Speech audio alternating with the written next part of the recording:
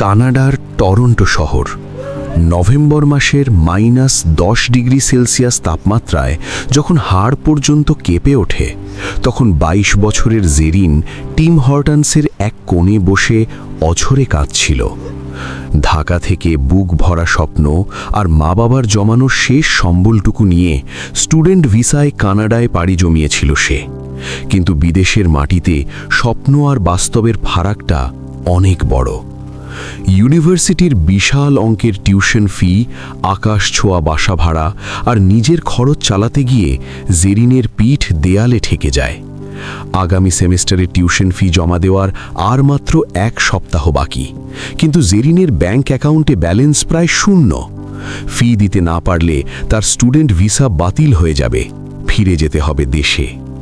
ঠিক এই চরম অসহায় মুহূর্তে ত্রাতা হিসাবে জেরিনের জীবনে আবির্ভূত হন মতিন সাহেব, 55।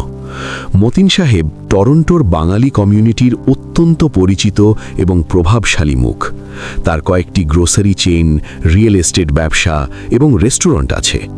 সবাই তাকে বড় ভাই বা দানবীর হিসাবে চেনে। পরিচিত এক বাঙালির মাধ্যমে জেরিনের অবস্থা জানতে পেরে মতিন সাহেব তাকে নিজের একটি অফিসে পার্ট টাইম জবের ব্যবস্থা করে দেন। জেরিন ভেবেছিল আল্লাহ হয়তো তার দোয়া কবুল করেছেন। কিন্তু মানুষের ভেতরের শয়তানটা যে কতটা ভয়ঙ্কর হতে পারে তা জেরিন বুঝতে পারল ঠিক 1 মাস পর। টিউশন ফি জমা দেওয়ার লাস্ট ডেটের 2 দিন আগে মতিন সাহেব জেরিনকে তার প্রাইভেট কেবিনে ডাকেন। মতিন সাহেব খুব শান্ত গলায় হাসি মুখে বলেন, জেরিন, তোমার টিউশন ফি নিয়ে টেনশন করতে হবে না। তোমার পুরো 4 বছরের টিউশন ফি আর ডাউনটাউনে একটা সুন্দর অ্যাপার্টমেন্টের ভাড়া আমি স্পন্সর করব। তোমাকে আর কাজ করতে হবে না, শুধু পড়াশোনায় ফোকাস করবে। জেরিন আনন্দে কেঁদে ফেলার উপক্রম। সে কাপা গলায় বলে, আঙ্কেল, আমি পড়াশোনা শেষ করে চাকরি পেয়ে আপনার সব টাকা শোধ করে দেব। মতিন সাহেব হঠাৎ তার চেয়ার ছেড়ে উঠে এসে জেরিনের খুব কাছে দাঁড়ান। একটা নোংরা হাসি দিয়ে তিনি বলেন, আরে পাগলি, টাকা শোধ করতে হবে না। তুমি অনেক সুন্দরী আর ইয়াং। আমার বউ বাচ্চা তো দেশে থাকে। তুমি শুধু ওই অ্যাপার্টমেন্টে থাকবে আর উইকেন্ডে আমি গেলে আমাকে একটু সময় দেবে। জাস্ট আমার একাকিত্বটা দূর করবে। বিনিময়ে তুমি কানাডায় রানীর মতো থাকবে। কথাটা শোনা মাত্রই জেরিনের মনে হলো কেউ যেন তাকে ছাদ থেকে ধাক্কা দিয়ে নিচে ফেলে দিয়েছে। সময় দেওয়া মানে কি তা বুঝতে 22 বছরের একটি মেয়ের বাকি রইল না। এই 55 বছরের লোকটা, যাকে সে পিতার মতো সম্মান করত, সে আসলে টাকার জোরে তাকে নিজের গোপন রক্ষিতা বানাতে চাইছে।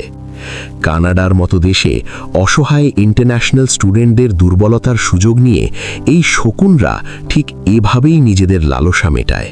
জেরিনের ভেতরে শুরু হলো এক চরম মানসিক দ্বন্দ্ব। একবার সে ভাবল, যদি সে রাজি না হয় তবে কালই তাকে দেশে ফিরে যেতে হবে। কিন্তু পরক্ষণেই তার বাবার সৎ উপার্জনের কথা মনে পড়ল। জেরিন সেদিন মতিন সাহেবের মুখের ওপর তার জব আইডি কার্ডটা ছুঁড়ে মেরে বলেছিল, আপনার মতো নোংরা মানুষের টাকায় কানাডায় পড়াচ্ছে, দেশে গিয়ে ভিক্ষা করাও অনেক সম্মানের। আমি নিজেকে বিক্রি করতে এখানে আসিনি। এই প্রত্যাখ্যান মতিন সাহেবের ইগোতে চরম আঘাত করে।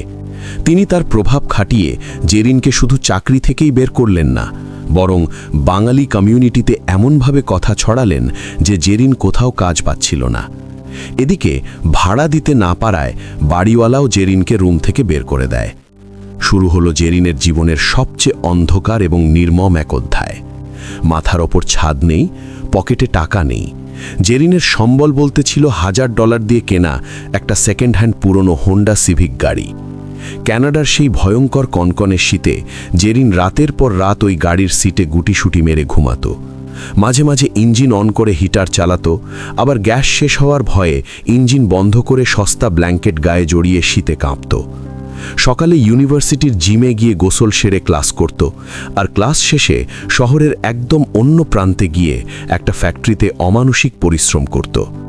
কেউ জানত না যে ক্লাসের সবচেয়ে ব্রিলিয়েন্ট মেয়েটা রাতে একটা বরফ শীতল গাড়িতে ঘুমায়। কিন্তু এই স্ট্রাগল জেরিনকে ভাঙতে পারেনি, বরং তাকে ইস্পাতের মতো শক্ত করেছিল। তার এই অমানবিক পরিশ্রমের ফল সে পেল 1 বছর পর। তার রেজাল্ট এতই ভালো হলো যে ইউনিভার্সিটি তাকে ফুল স্কলারশিপ দিয়ে দিল। জেরিনকে আর পেছনে ফিরে তাকাতে হয়নি। 5 বছর পর টরন্টোর একটি বিশাল কনফারেন্স রুম। মতিন সাহেবের কোম্পানির বিরুদ্ধে ট্যাক্স ফাঁকি এবং মানি লন্ডারিংয়ের একটি বড় অভিযোগ উঠেছে। কানাডা রেভিনিউ এজেন্সি থেকে একটি শীর্ষস্থানীয় অডিট ফার্মকে দায়িত্ব দেওয়া হয়েছে এই কোম্পানির সব হিসাব নিকাশ অডিট করার জন্য। মতিন সাহেব তার আইনজীবীদের নিয়ে ঘামছেন। ঠিক তখন কনফারেন্স রুমের দরজা খুলে অডিট ফার্মের লিড অডিটর প্রবেশ করলেন।